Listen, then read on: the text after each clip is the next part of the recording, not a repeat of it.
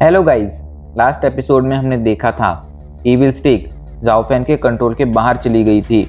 उसने जाओफैन के अंदर अपनी डेमनिक एनर्जी काफ़ी ज़्यादा बढ़ा दी थी और अभी के लिए वो जाओफैन को कंट्रोल करने की कोशिश कर रही थी। जाओफैन की बॉडी के अंदर डेमनिक एनर्जी तेज़ी से फ्लो हो रही थी, जिस वजह से जाओफैन को काफ़ी ज़्यादा पेन हो रहा था। ये देख चाओबाई उसकी मदद करने आती है, लेकिन जैसे ही वो जाओफैन को छूती है उसे एक ज़ोरदार झटका लगता है और वो कई कदम पीछे चली जाती है। अभी के लिए वो चाहकर भी जाओफैन की मदद नहीं कर सकती थी। उसने तो अपनी उम्मीद खो दी थी। उसे लगा था कि जाओफैन अब नहीं बच पाएगा।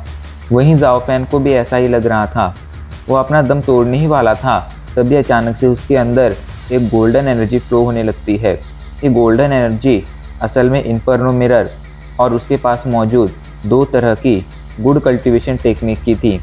इस वजह से अभी के लिए वो ईविल एनर्जी को कंट्रोल करने में और उसे दबाने में कामयाब रहा था। अब आगे जाओफैन खुद को संभाल कर खड़ा होता है। ये देखकर शाओबाई उसे गुस्से में कहती है, मैंने तुम्हें पिछली बार कहा था कि तुम इस ईविल स्टिक को अपने पास मत रखो, तो आखिर तुम क्यों इसे अपने पास रख रहे हो? क्या तुम नहीं जानते हो कि ईविल स्टिक तुम्हें धीरे धीरे मारती जा रही है? इस पर जाओफैन कुछ नहीं कहता है और वो चुपचाप वहाँ से जाने लगता है। ये देख शाओबाई कहती है, तो अब तुम मेरी बात भी नहीं सुनना चाहते हो, तुम लगता है मरना चाहते हो। ये सुनकर जाओफैन अपनी जगह पर रुक जाता है, लेकिन वो पीछे मुड़कर नहीं देखता है। थोड़ी देर बाद वो फिर से आगे बढ़ना शुरू कर देता है। ये देख शाओबाई गुस्से में कहती है, ठीक है, मैं समझ गई, तुम खुद उस ईविल स्टिक को दूर नहीं फेंकोगे और मैं चाहकर भी तुमसे वो ईविल स्टिक छीन नहीं सकती हूँ, इसलिए अब मैं ही तुम्हें बचाने की पूरी कोशिश करूँगी। अब मैं जाकर 8 इमोर्टल इन्फर्नो फॉर्मेशन का पता लगाऊंगी। अगर मैंने उसे ढूंढ लिया तो मैं तुम्हें बचाने में ज़रूर कामयाब रहूंगी। और हाँ, मैं तुमसे इतना कहना चाहती हूँ, पागलपन मत करो। अगर तुम जिंदा नहीं रहोगे तो आखिर तुम बियाओ को दोबारा से जिंदा कैसे करोगे? ये सुनकर जाओफैन अपनी जगह पर नहीं रुकता है। वो अभी भी चाओबाई की बातें सुनता रहता है, लेकिन उसके बावजूद अब वो पीछे मुड़कर नहीं देखता है। वो आगे बढ़ना जारी रखता है।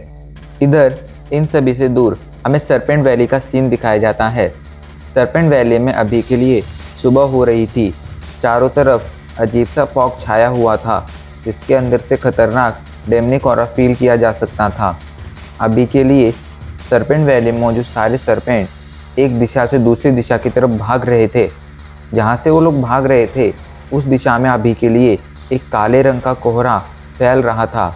उस काले रंग के कोहरे के अंदर अभी के लिए काफ़ी सारे डेमनिक बीस्ट मौजूद थे, जिनकी बॉडी बहुत ज़्यादा बड़ी, लंबे लंबे नाखून, लंबे लंबे दांत और बड़े बड़े फैंग्स थे। इनकी आंखें लाल रंग की थीं और इनके शरीर से इतना पावरफुल डेमनिक ऑरा निकल रहा था जितना इविल सेट के डिसाइपल से भी नहीं निकलता था। ऐसे एक नहीं, लगभग हज़ारों बीस्ट अभी के लिए सरपेंट वैली में आगे बढ़ रहे थे। इन्हीं हज़ारों बीस्टों में 4-5 ऐसे बीस्ट थे जो नॉर्मल डेमनिक बीस्ट से लगभग 4 से 5 गुना साइज के थे और उनकी पावर इनसे बहुत ज़्यादा थी। देखने में ऐसा लग रहा था कि वो इन डेमनिक बीस्ट के किंग थे और वही इन डेमनिक बीस्ट को लीड कर रहे थे। ये डेमनिक बीस्ट लगातार आगे बढ़ते जा रहे थे। रास्ते में उन्हें जो भी मिलता था वो उसे तबाह कर देते थे। फिर वो चाहे कोई मैजिकल बीस्ट हो या फिर जंगली पेड़, वो सब उखाड़ कर फेंक देते थे। वहीं से कुछ दूर पर घोस्ट किंग ये सब देख रहे थे। उनके चेहरे पर अभी के लिए थोड़ी परेशानी दिख रही थी, क्योंकि उन्होंने इतनी पावरफुल मैजिकल बीस्ट और इतनी पावरफुल डेमनिक आर्मी अपने जीवन में पहली बार देखी थी। लेकिन अच्छी बात यह थी कि वो अभी के लिए इस डेमनिक आर्मी से काफ़ी ज़्यादा दूर थे और ये डेमनिक आर्मी उनकी तरफ भी नहीं बढ़ रही थी, वो तो दूसरी ही दिशा में आगे बढ़ रही थी। घोस्ट किंग मन ही मन कहते हैं, बहुत जल्द तबाही शुरू होने वाली है और बहुत जल्द हमें पता चल जाएगा कि आखिर इस सभी का विजेता कौन बनेगा, कौन इस दुनिया पर राज करेगा। घोस्ट किंग वहाँ पर अकेले मौजूद नहीं थे। उनके पीछे लगभग घोस्ट किंग सेट के आधे डिसाइपल्स मौजूद थे। सभी के सभी अभी के लिए डेमनिक आर्मी को देख रहे थे। घोस्ट किंग अपना हाथ आगे करते हैं और इशारा करते हैं। उनकी इशारा करते ही उनके पीछे खड़े सभी डिसाइपल्स जोर से चीखते हैं और एक साथ डेमनिक आर्मी की तरफ बढ़ने लगते हैं। वो लोग अभी के लिए डेमनिक बीस्ट से फाइट करने जा रहे थे। उन्हें पता था कि वो अपनी मौत की तरफ बढ़ रहे हैं, लेकिन फिर भी वो आगे बढ़ते जा रहे थे। घोस्ट किंग दूर से ये सब देख रहे थे। उनकी आंखों में अभी के लिए उदासी थी। अपने सेक्ट के डिसाइपल्स को खोने का डर वो महसूस कर सकते थे, लेकिन अपने सेक्ट के फ्यूचर के लिए उन्हें ये सब करना पड़ता, इसलिए वो किसी तरह ये सब सह रहे थे। उनके सामने ही डेमनिक आर्मी और उनके सेक्ट के डिसाइपल्स के बीच फाइट शुरू हो गई थी। दोनों एक दूसरे पर हमला कर रहे थे, लेकिन उन हमलों में उनके सेक्ट के डिसाइपल्स मारे जा रहे थे, क्योंकि अभी के लिए उनके साथ जो डिसाइपल्स थे वो उनके सेक्ट के सबसे कमज़ोर डिसाइपल थे। ऐसे में आखिर वो डेमनिक बीस्ट के सामने कैसे टिक पाते। उनके सेक्ट के डिसाइपल्स तेज़ी से मारे जा रहे थे, इसलिए अभी के लिए वो काफ़ी ज़्यादा परेशान हो रहे थे, लेकिन वो चाहकर भी ये सब नहीं रोक सकते थे। अगर उन्हें अपने क्लैन का फ्यूचर सेव करना था तो उन्हें ये सब अपनी आंखों के सामने होते हुए देखना ही पड़ता, इसलिए वो इसे देखते जा रहे थे। अब सीन बदल जाता है और हमें 7 दिन बाद का सीन दिखाया जाता है। आज से 7 दिनों पहले ही ग्रैंड मास्टर, फेंगजैन वैली के मास्टर और टियानिन टेम्पल के पुहोंग मास्टर ने एक टीम बनाई थी, जिसमें उन्होंने अपने सेक्ट के बेस्ट डिसाइपल्स को शामिल किया था। क्विंगयून सेक्ट से इस टीम में थे जिंगयू, शाओविचाई, लू। टियानिन टेम्पल से थे फाजियांग और फाशेन, और फेंगजैन वैली से थे ली येनहोंग। ऐसे 7 डिसाइपल्स की टीम बनाई गई थी। ये डिसाइपल्स आज से 7 दिनों पहले ही साउथर्न रीजन की तरफ रवाना हो गए थे, क्योंकि वो लोग ये पता लगाना चाहते थे कि आखिर अचानक से इन डेमनिक बीस्टों ने अपनी डायरेक्शन क्यों बदल दी थी, वो लोग उल्टी दिशा में क्यों आगे बढ़ने लगे थे। पिछले 7 दिनों से ये लोग लगातार सफ़र करते जा रहे थे। इस दौरान इन लोगों को काफ़ी ज़्यादा चीज़ें पता चली थी। अभी के लिए ये लोग अच्छी तरह से जानते थे कि ये लोग जो भी कर रहे हैं उसमें उनकी जान पर बहुत बड़ा खतरा है, लेकिन फिर भी वो लोग इस खतरे को अवॉइड कर नॉर्मल लोगों के लिए अपनी जान को खतरे में डाल रहे थे। उन्हें आगे बढ़ते हुए 7 दिन बीत चुके थे। अभी के लिए उनका पूरा चेहरा पीला पड़ चुका था। उन्हें देखकर ऐसा लग रहा था कि वो लोग अभी के लिए काफ़ी ज़्यादा शौक में हैं और बहुत ज़्यादा थक चुके हैं। उनमें से कोई भी पिछले कुछ दिनों से आपस में बात ही नहीं कर रहा था। सबने लगभग मौन साध लिया था। पता नहीं उन्हें क्या हुआ था, लेकिन शाओविचाई, जिंगयू, फाजियांग, फाशेन इन जैसे टैलेंटेड डिसाइपल भी आपस में बातें नहीं कर रहे थे। वो लोग पिछले बहुत दिनों से चुप थे। और इन्हें छोड़ दो, अभी के लिए ली जो इस सफ़र में सिर्फ लू से बातें करने के लिए आया था, उसने भी पिछले कुछ दिनों से कुछ नहीं कहा था। इतने दिनों तक सफ़र करने के बाद उन्होंने काफ़ी सारे गांव देखे थे, और उन गांवों की हालत देखकर वो लोग काफ़ी ज़्यादा परेशान हो गए थे, क्योंकि लगभग सभी के सभी गांव पूरी तरह से बर्बाद हो गए थे। सभी गांव में अभी के लिए लोगों की लाशें पड़ी हुई थी, जिन पर मक्खियाँ कीड़े भिनभिना रहे थे, जिनमें से कुछ लाशें तो आधी चबाई हुई भी थीं। ऐसा भयानक मंजर वो अपनी ज़िंदगी में पहली बार देख रहे थे। इसने उनके दिमाग पर काफ़ी ज़्यादा असर किया था। अभी के लिए वो एक और बात से काफ़ी ज़्यादा परेशान थे। रास्ते में उन्हें काफ़ी सारे गांव मिले थे, लेकिन एक भी ज़िंदा इंसान नहीं मिला था, क्योंकि जो भी ज़िंदा बचे थे उन्हें या तो बचे हुए डेमनिक बीस्ट ने मार दिया था, या तो वो नॉर्थर्न रीजन की तरफ रवाना हो गए थे। ऐसे में अभी के लिए उनके लिए रुकने के लिए एक जगह ढूंढना काफ़ी ज़्यादा मुश्किल हो गया था, और इन्फॉर्मेशन निकालना भी काफ़ी ज़्यादा मुश्किल हो गया था।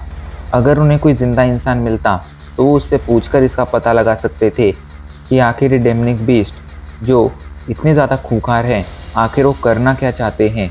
लेकिन उन्हें अभी तक कोई भी ज़िंदा इंसान नहीं मिला था। और दूसरी बात ये थी कि इन डेमनिक बीस्टों को इंसानी भाषा नहीं आती थी। ऐसे में अगर ये लोग अपनी जान खतरे में डालकर किसी डेमनिक बीस्ट को पकड़कर उससे पूछताछ करने की भी कोशिश करते तो भी इन्हें कुछ भी नहीं पता चलता। ऐसे में इनके पास पीछा करने के अलावा और कोई रास्ता नहीं था। इसीलिए अभी के लिए शाओविचाई और जिंगयू ने मिलकर प्लान बनाया था कि वो लोग अभी के लिए उस दिशा में आगे बढ़ेंगे जिस दिशा में इन डेमनिक बीस्ट का सबसे बड़ा ग्रुप आगे बढ़ रहा होगा।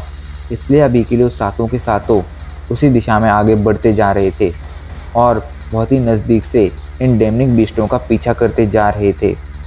इस दौरान काफ़ी बार तो वो लोग लगभग पकड़े गए थे, लेकिन अच्छी बात ये थी ये सभी बहुत ही पावरफुल और हाईली स्किल्ड कल्टीवेटर्स थे। ऐसे में उनके लिए उस सिचुएशन में खुद को बचाना काफ़ी ज़्यादा आसान हो गया था। वो लोग लगभग आखिरी मोमेंट पर उन डेमनिक बीस्टों की नज़रों में आने से बच जाते थे। इस वजह से अभी तक कोई भी डेमनिक बीस्ट उनका पता नहीं लगा पाया था। ये सभी पिछले 3 दिनों से इसी तरह आगे बढ़ते जा रहे थे। इस वजह से अभी के लिए लोग काफ़ी ज़्यादा परेशान भी हो गए थे, क्योंकि पिछले 3 दिनों में इन लोगों ने डेमनिक बीस्टों का पीछा करने के अलावा कुछ भी नहीं किया था और इस दौरान इन्हें कोई भी इन्फॉर्मेशन भी नहीं मिली थी। वो लोग अपने पेशेंस खोने वाले थे, तभी चौथे दिन वो लोग देखते हैं कि ये डेमनिक बीस्ट अभी के लिए साउथ वेस्ट रीजन में इकट्ठा हो गए हैं और साउथ वेस्ट रीजन में अभी के लिए ईविल सेक्ट के काफ़ी सारे डिसाइपल्स भी मौजूद हैं। कुछ ही पलों में ईविल सेक्ट के उन डिसाइपल्स और इन डेमनिक बीस्टों के बीच फाइट शुरू हो जाती है। ये फाइट काफ़ी लंबी चलती है।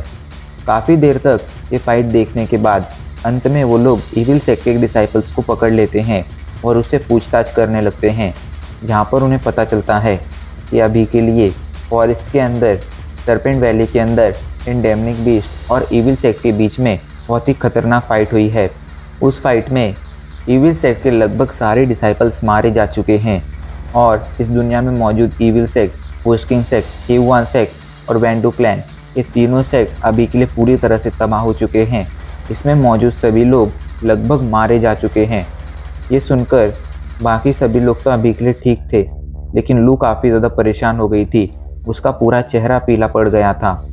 थोड़ी देर और वो लोग उस डिसाइपल से पूछताछ करते हैं, जिसके बाद वो लोग सोच में पड़ जाते हैं कि अब उन्हें आखिर आगे क्या करना चाहिए।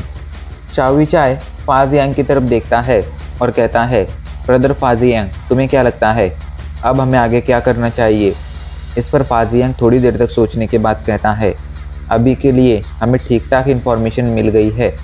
ऐसे में मुझे लगता है कि अभी के लिए हमें क्विंग्यू सेक्ट लौट कर ग्रैंड मास्टर, पेंजियन वैली मास्टर और पुहोंग मास्टर को इस बारे में बताना चाहिए। उसकी बात सुनकर सभी लोग हाँ में सिर हिलाते हैं और वो लोग लौटने के लिए तैयार हो जाते हैं। लेकिन तभी अचानक से लू कहती है, नहीं, अभी के लिए हम लौट कर नहीं जाएंगे। अभी के लिए हमारी इन्वेस्टिगेशन खत्म नहीं हुई है। लू की बात सुनकर अचानक से सभी चौंक गए थे। उन्हें लगा नहीं था लू लौटने से मना कर देगी। फाजियांग कहता है, जूनियर सिस्टर लू, आखिर क्या हुआ? इस पर लू कहती है, अभी के लिए हमें जो इन्फॉर्मेशन मिली है वो ईविल सेक्ट के डिसाइपल से मिली है। ऐसे में इस बात की कोई गारंटी नहीं है कि वो डिसाइपल सच ही कह रहा हो। ऐसा भी हो सकता है कि वो डिसाइपल हद से ज़्यादा कमज़ोर हो, इसलिए वो काफ़ी ज़्यादा डर गया हो और उसने कुछ बातें अपने मन से जोड़ दी हों। इसलिए मेरे हिसाब से हमें अभी के लिए यहीं रुककर अपनी इन्वेस्टिगेशन जारी रखनी चाहिए। उसकी बात सुनकर फाजियांग कहता है, तुम सही कह रही हो, हमें ऐसा ही करना चाहिए। तभी शाओविचाई कहता है, लेकिन अब आगे हम कहाँ पर जाकर इन्वेस्टिगेशन करेंगे? हमें तो ये पता ही नहीं है हमें आगे कहाँ जाना चाहिए। तभी अचानक से ली आगे आकर कहता है, शायद तुम लोगों ने उस डिसाइपल की बातों पर ध्यान नहीं दिया। जब वो हमें सारी इन्फॉर्मेशन दे रहा था तब वो एक जगह का नाम बार बार ले रहा था और वो जगह है सरपेंट वैली। उसने ये भी कहा था कि अभी के लिए सरपेंट वैली में ही तीनों ईविल सेक्ट और डेमनिक आर्मी के बीच खतरनाक फाइट चल रही है। ऐसे में मेरे हिसाब से हमें सरपेंट वैली ही जाना चाहिए। ये सुनकर सभी अपना सिर हिलाते हैं। वो लोग सरपेंट वैली के बारे में अच्छी तरह से जानते थे। सरपेंट वैली एक बहुत ही मिस्टीरियस जगह थी, जहाँ पर चारों तरफ हमेशा जहरीला कोहरा छाया रहता था। उस कोहरे के अंदर कोई भी जाने की हिम्मत नहीं करता था और साथ ही साथ उस वैली में काफ़ी पावरफुल और काफ़ी ज़्यादा वेनमस स्नेक भी रहते थे। ऐसे में लोग उस वैली से काफ़ी ज़्यादा दूर रहा करते थे। पिछले सैकड़ों सालों से कोई भी गुड फैक्शन का डिसाइपल वहाँ पर नहीं गया था। ऐसे में अभी के लिए लगभग सभी गुड फैक्शन ये भूल गए थे कि सरपेंट वैली आखिर है कहाँ पर। और अब इसी के साथ यहीं पर हमारा एपिसोड आज ख़त्म हो जाता है।